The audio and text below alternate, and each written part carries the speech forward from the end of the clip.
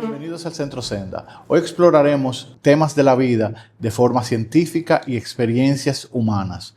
Hoy tenemos aquí al doctor José Norberto, que nos va a estar acompañando con experiencias cercanas a la muerte. Doctor, ¿cómo se siente? Bien, bien, gracias por la invitación. La segunda vez ya en el programa, sí, pero esta vez en vivo. Sí, ahora en vivo. En vivo, sí. Doctor, nosotros nos inquieta la ciencia como ser humano, las personas cuando son declaradas muertas, que se despiertan con recuerdos de más allá, ¿son ilusiones o son reales? Sí, antes de entrar a la descripción de lo que son las experiencias cercanas a la muerte, tenemos que describir lo que es muerte clínica.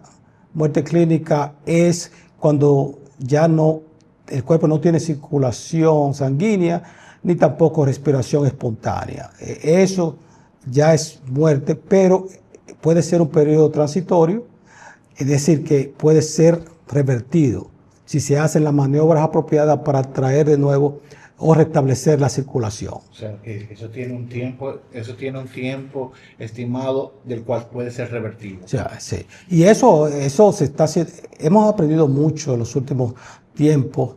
Se sabe que incluso las células nerviosas son más resistentes de lo que uno creía. Pero obviamente no tenemos todo el tiempo del mundo. Hay que restablecer esa circulación rápidamente, restablecer la respiración para que el cuerpo pueda seguir teniendo oxígeno y glucosa. Por eso es que al mantener el oxígeno y la glucosa circulando, que se hace con la maniobra de resucitación, puede revertirse el proceso. Si es algo que no es una situación, vamos a decir, que no tiene cura o no tiene remedio. ¿Qué le pasa al cuerpo cuando hay un paro cardiorrespiratorio? Bueno, la falta de oxígeno y la falta de glucosa a nivel sistémico, es decir, del cuerpo completo, las células empiezan a deteriorarse porque necesitan alimento. El alimento es la glucosa y el oxígeno. Y esos son el combustible para el funcionamiento de las células. Entonces, por eso es que no se puede permitir mucho tiempo sin ese sustrato que es el oxígeno y la glucosa. Empiezan a deteriorarse hasta que llega un momento donde no hay retorno. ¿Y qué le sucede al cerebro en esos primeros segundos? Los primeros segundos. Los primeros segundos se sabe ya con los estudios que se están haciendo que a partir de los 5 o 6 segundos ya la actividad eléctrica se deteriora. Sí, entonces pasa de lo que se llama ondas alfa y beta a ondas gamma y hasta que llega un periodo llamado isoeléctrico. O sea, cuando ya el EEG se convierte en una línea plana. Es decir, que no hay actividad cognitiva. Algunos estudios sugieren que el cerebro no se apaga inmediatamente. ¿Es cierto que existe un último pico de actividad? Sí, es lo que estoy diciendo, que el cerebro se va apagando, empieza a apagarse ya a los 6 segundos, empieza a perder la función. No es que se muere, sino que empieza a deteriorarse y se apaga. Pero eso no quiere decir que no sea reversible. Por eso es que hay que darse rápido. Y hay un tiempo más o menos para que indiquen ya que ya no es reversible. Y sí, y por ese mismo tiempo ya ha cambiado mucho. Se sabe que incluso hasta, no solo minutos, hasta horas. Sí, porque eso es lo que ha creado unos esquemas de resucitación mucho más agresivos que incluyen lo que se llama poner al paciente enfriarlos también. Es un proceso ya que se llama ártico, el procedimiento ártico, que es eso, porque no se sabe exactamente cuándo es ese punto donde de no retorno. Entonces, por eso hay pacientes que, aunque hayan durado un tiempo muy largo en el proceso de resucitación, se le aplica ese sistema, que se llama el sistema ártico, porque para darle un chance, para ver cómo está ese cerebro. Para que no deteriore tanto. Exacto. Entonces, ¿cómo describen con más frecuencia los pacientes cuando existen esos patrones? ¿Cuáles son los patrones comunes de los pacientes que viven esa experiencia?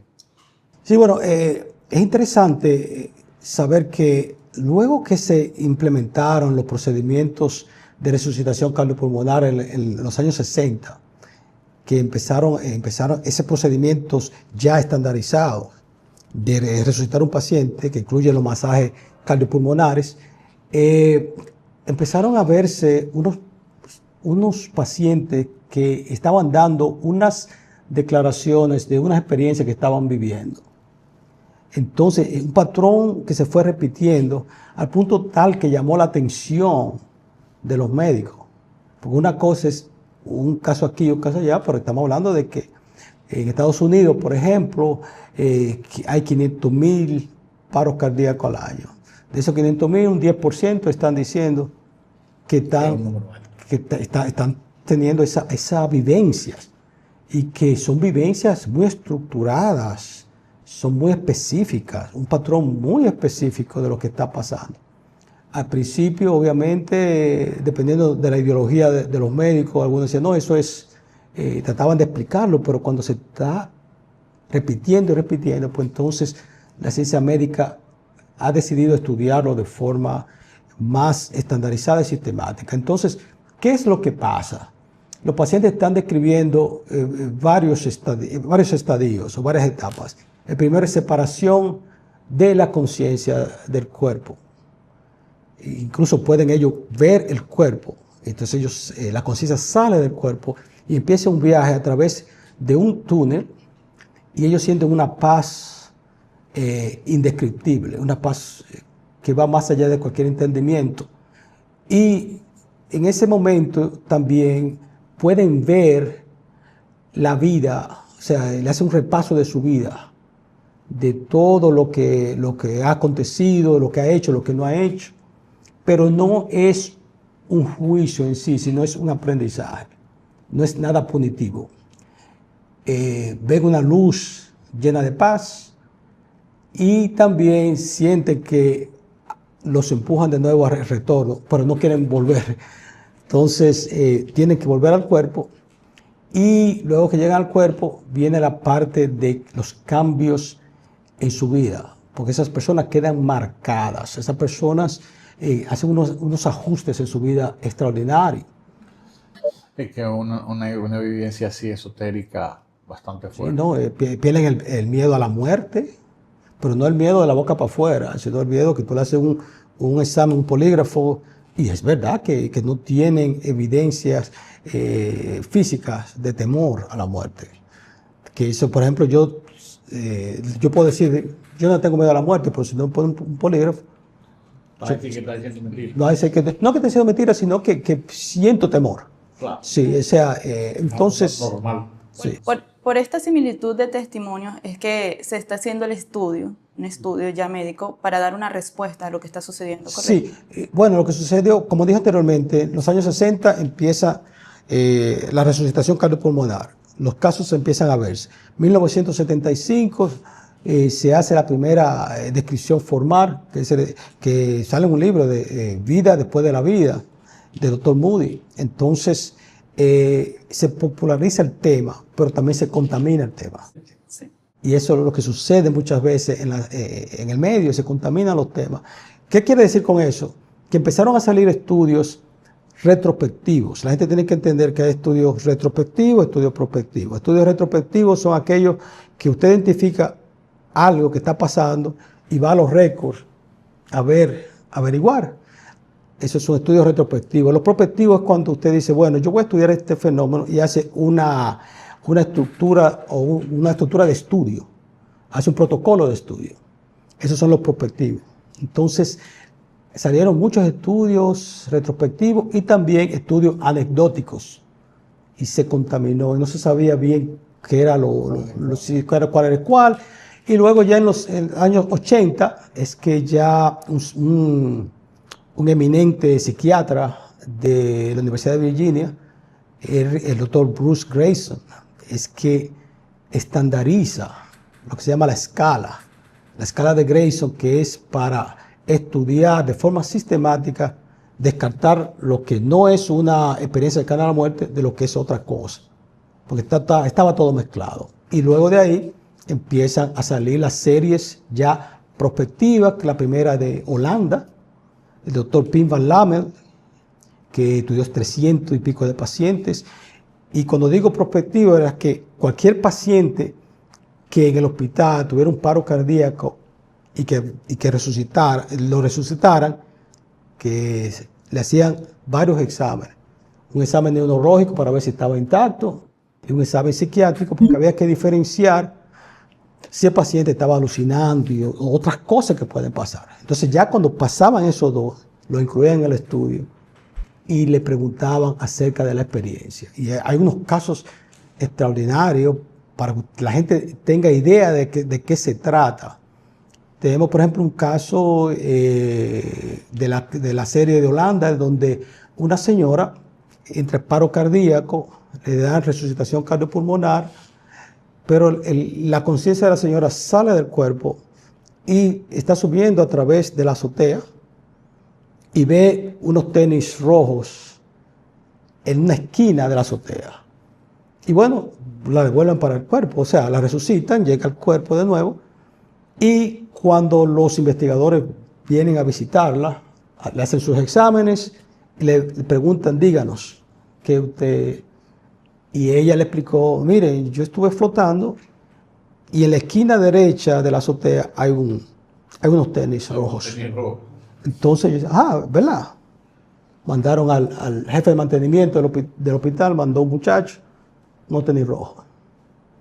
Entonces, esos son lo que se llaman casos que son verificables, porque tú puedes verificar que se ocurrió, tú puedes mirar que un tenis, otro paciente, por ejemplo, cuando a un paciente lo van a entubar hay que sacar la dentadura. Si tiene una dentadura postiza, la hay que sacarla. Entonces le sacaron la dentadura postiza, lo resucitaron y se perdió la dentadura. Bueno, tú sabes que un proceso de resucitación es un proceso muy rápido, es un caos realmente. Y cuando va la jefa de enfermería a pedirle disculpas, luego que lo resucitaran, a pedirle disculpas, se perdió la dentadura, el hospital está en condiciones de obviamente pagar eso. Y dice, no, mi dentadura está en la gaveta que está a la derecha del ventilador, que la enfermera pelirroja la puso ahí. Y efectivamente estaba ahí. No lo puede explicar nadie en el quirófano y lo explica él. Bueno, son de las cosas que pasan en estos casos. ¿Usted ha tenido pacientes que han vivido esa experiencia? Yo tengo un paciente que realmente fue muy interesante toda la experiencia, porque también era parte de lo que yo estaba viviendo en ese entonces. Un paciente que es anecdótico porque no está incluido en ningún estudio, pero yo lo digo para la consideración de la teleaudiencia. Es un paciente que yo tenía que hacer una cirugía de 3 bypasses más una válvula mitral. Es una cirugía que más o menos me lleva algunas 4 horas, más o menos, y quizá un poco más. Y ya cuando estábamos finalizando el procedimiento, surge una complicación que es una disección de la aorta. La aorta empieza a fragmentarse. Y yo en ese momento, que la noche anterior, tenía algunas situaciones, y dije, óyeme, 4 o 5 horas más de cirugía después de 4. Pero había que hacer lo que tenía que hacer. Y para reparar esa disección de la aorta, yo tenía que enfriar el paciente a una temperatura de 17 grados centígrados y parar la máquina de circulación. Es decir, para no tener circulación en el cuerpo y así poder poner un tubo, reparar. Casi una muerte clínica. O sea, yo tuve que crear una muerte clínica. Tuve que crearla, porque la gente tiene que entender que en la cirugía de corazón abierto, cuando se usa la máquina de circulación extracorpórea, uno mantiene la circulación aunque el corazón tú lo paras. Tú paras el corazón, pero la circulación tú la mantienes. En este caso yo tuve que parar todo. No había circulación, pero enfriamos al paciente a una temperatura de 17 grados centígrados. Y le pusimos hielo, se le puso hielo en la cabeza, el anestesiólogo. Y yo hice esa reparación, esa parte, en 20 minutos, pero luego hay que calentar el paciente de nuevo, empezar la circulación de nuevo y calentar el paciente de nuevo para poder sacarlo de ahí. Entonces, bueno, lo sacamos y gracias a Dios el paciente despertó el otro día y duró 24 horas en cuidado intensivo, luego lo pasamos a cuidado intermedio y yo, cuando estaba pasando visita, relajando, le pregunté, le dije, ¿usted no vio algo por ahí? No, vi una luz, pero yo lo hice relajando, realmente, yo no estaba esperando nada. Y ese paciente, al yo preguntarle eso, miró a su esposa y le dijo, doctor, nosotros no queríamos hablar de eso, porque habíamos coordinado en que no íbamos a hablar de eso para que no nos dijeran locos. Oye, yo le dije entonces, no, pero dígame, porque yo sé lo que yo tuve que hacer para salvarle la vida. Yo tuve que crear una muerte fisiológica momentánea. Y dije, bueno, doctor, yo estaba en un sitio donde el tiempo no existe. Me dijo así, el tiempo no existe en ese sitio. Yo, ok. También vi muchos parientes ya fallecidos míos. Y yo, ok. Yo le dije, mira, cuando usted se vaya, que regrese al hospital, a la clínica, para verme luego en mi clínica, anote todo lo que usted se acuerde para que conversemos de nuevo. Se fue a la casa, viene a las 2 semanas, lo veo y me dice, doctor, estoy listo para hablar. Me dice, mire, doctor, yo no estaba flotando, pero yo estaba del lado suyo mirando lo que usted estaba haciendo, de un lado, así de ángulo. Y usted, doctor, usted se mueve rápido, usted, las manos moviéndose siempre, y trató de imitar mis movimientos. Y esto es importante porque usualmente el paciente agradecido, como uno dice, es aquel paciente que le va a decir a uno, doctor, usted es el mejor del mundo, usted es el mejor del mundo, usted es el papaupa de la matica, como dice. Pero este señor no me estaba diciendo eso, me estaba tratando de describir mis movimientos. Eso me llamó mucho la atención. Luego me dijo, al lado de mí había una figura de paz, yo creo que era Jesús. Y yo ahí empiezo, bueno, ok, yo soy creyente, pero tengo que tener mucho cuidado con estas cosas. Claro. Entonces, De no mezclarlo con la... sí, me dijo, tuve esas manos, se las di yo, me dijo eso y yo, fue un halago, pero tenía que mantener eso fuera tenía que tener mucho cuidado. Pero ya cuando yo iba a desestimar la experiencia, ahí fue que ese señor me miró a los ojos y me dijo, doctor, yo creo que usted sepa que el Señor está muy satisfecho de la forma como usted está manejando su situación personal. Y yo estaba pasando una situación muy difícil. Entonces, y que si usted confía en Él, o descansa en Él, mejor dicho, todo saldrá bien. Para mí esa última frase, descansa en Él, tenía un significado extraordinario porque una señora que había estado orando conmigo 3 meses antes me lo dijo así mismo, esa misma frase. Me lo dijo en español, este señor me lo dijo en inglés. Descansa en mí y todo saldrá bien. Bueno, vemos que este es uno de los casos que más les ha impactado, ¿no? Sí, no, claro. Y el asunto de estas cosas es que para mí, y este es el problema de la ciencia, de nosotros muchas veces los que bregamos con ciencia, es que a veces nos falta lo que se llama humildad científica y académica. Es decir, a veces queremos explicar la cosa basada en lo que uno sabe de seguro y que no hay, y si no lo podemos explicar ahí, pues lo descartamos. Eso se llama falta de humildad académica científica. Realmente, hoy en día la ciencia no tiene los elementos suficientes para estudiar estas cosas. Ahora bien, ya se están haciendo los estudios prospectivos con protocolos y hay un grupo que está estudiando estas cosas de manera sistemática, de manera estructurada. E incluso ya la Academia de Ciencias de Nueva York se pronunció acerca de eso y dice que estas cosas no se pueden desmeritar, como que a veces queremos rápidamente. No, esos son neurotransmisores, el cerebro, la hipoxia. Y dice, no, esto está ocurriendo y hay que estudiarlo de forma organizada. Y hace unas recomendaciones para los estudios. Y darle una importancia. O sea, no podemos decir que estas son experiencias de procesos químicos. No, esto es un fenómeno que está ocurriendo. ¿Por qué está ocurriendo? ¿Cómo? ahí no se sabe. Ahora, hay personas, o sea, tú puedes decir, bueno, un fenómeno químico, ok, yo te puedo decir estímulo del lóbulo temporal, hipoxia que genera neurotransmisores, yo te puedo decir todas esas cosas. Ahora bien, yo no te puedo decir, eso no justifica que esa señora haya visto un tenis arriba, o sea, eso no hay forma de que eso haya, Tanto eso no lo explica. eso no lo explica, o sea, no. Entonces, la conciencia no depende del cerebro. Bueno, eso, mira, hay dos posiciones. Está la posición materialista y la posición dualista. La posición materialista dice que la conciencia es creada por el cerebro.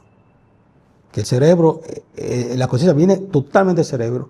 Y la posición dualista es aquella que dice que el cerebro es un modulador o es lo que enfoca o lo que permite la presencia de la conciencia en esta dimensión. Es decir, que es lo que enfoca, lo que permite esa comunicación, lo que permite la presencia de la conciencia en nosotros, pero que no depende totalmente. No depende de... Totalmente. Perfecto. Hace poco usted nos estaba diciendo que las personas presentan cambios después de este proceso. Sí. ¿Nos puede mencionar algunos que usted ha... Bueno, habíamos mencionado uno que era pérdida total del miedo a la muerte y el asunto que no es algo temporal, es algo que permanece o sea, ya pacientes de años que han tenido esta experiencia y todavía sigue, eso no cambia. También se convierten en personas más espirituales, también son pierden el apego a lo material. E incluso hay un caso de una niña, porque también ocurren niños también, y esos son los más interesantes. Una niña que tuvo un paro cardíaco, eso ocurrió creo que fue en Canadá, de la serie canadiense, y esa niña, bueno, la resucita, y luego que se recupera del coma, que ella se convierte en una niña de 10 años, voluntaria del hospital para ir a visitar a los niños con cáncer terminal, para ella darle soporte. Wow. Sí, una niñita. Esto está incluido en los estudios que están realizando para... Eso está incluido. O sea, lo que pasa es que hay un catálogo. Hay un catálogo de esos casos que han sido verificados por los investigadores. Hay un catálogo. Como dije anteriormente, hay cosas que son verificables y cosas que no son verificables. La verificable es cuando el asunto ese del tenis, de la prótesis dental. Y hay casos que son verificables de forma indirecta, es decir, esas experiencias, las personas que ven del otro lado, vamos a decir, son personas muertas. Porque tú puedes decir, bueno, es un sueño. Dice, bueno, yo sueño, pero yo me he soñado con muertos y con vivos. Estas personas solamente mencionan gente que han fallecido e incluso se dan cuenta de que alguien ha fallecido porque lo ve del otro lado. Es decir, por ejemplo, yo tengo una tía que hace mucho que no sé de ella, o no sabía de ella por 10 años, y de repente la veo del otro lado. Cuando me resucita, me dijo, ¿y tía fulana? Y cuando la van a ver, la llaman, no, pero ella murió hace que sé yo cuánto tiempo. Eso también está descrito.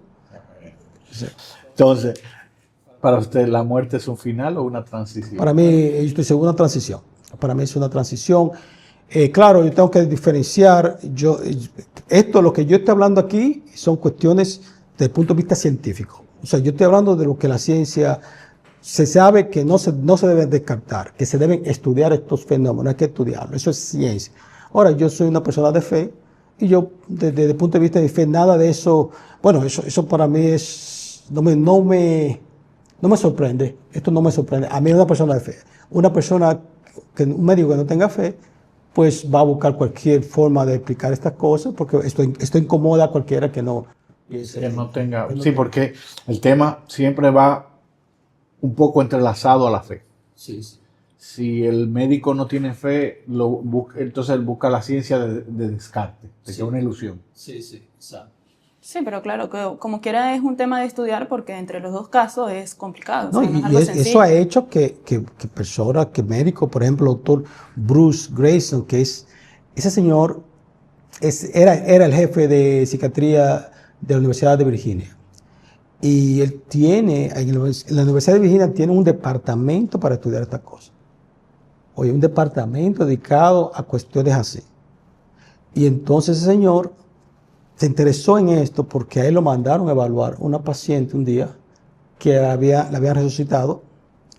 Y cuando él fue, esa paciente le dijo a él, doctor Bruce, doctor Grayson, usted estaba reunido con el doctor fulano de tal y se le había caído un poco de espagueti en la corbata y tenía una mancha y usted la estaba escondiendo. Y él dijo, no, ¿cómo? O sea, porque es verdad que el tipo estaba, tú sabes, con una persona y está tratando de esconder su mancha de salsa de espagueti. Y él eso le abrió los ojos y empezó a estudiar estas cosas. Él no es, o sea, no es que tenga ninguna fe en particular, pero sí él cree en la conciencia que sobrevive la muerte física. Sí. No, por supuesto. Doctor, gracias por acompañarnos. Bueno, gracias a ustedes y bueno, como dije anteriormente, para mí o sea, le agradezco mucho esta oportunidad y más aquí en vivo, porque Hay que hacerlo en vivo. Sí, claro que sí. ¿Dónde pueden encontrarlo, doctor? Sus redes sociales. sí, mis redes sociales, Facebook y Instagram, José Joaquín Norberto, y ahí me encuentran. José Joaquín Norberto. Muchas gracias. Y si les gustó este podcast y le aportó algo, por favor síganos, comenten y compartan. Nos vemos en un próximo episodio.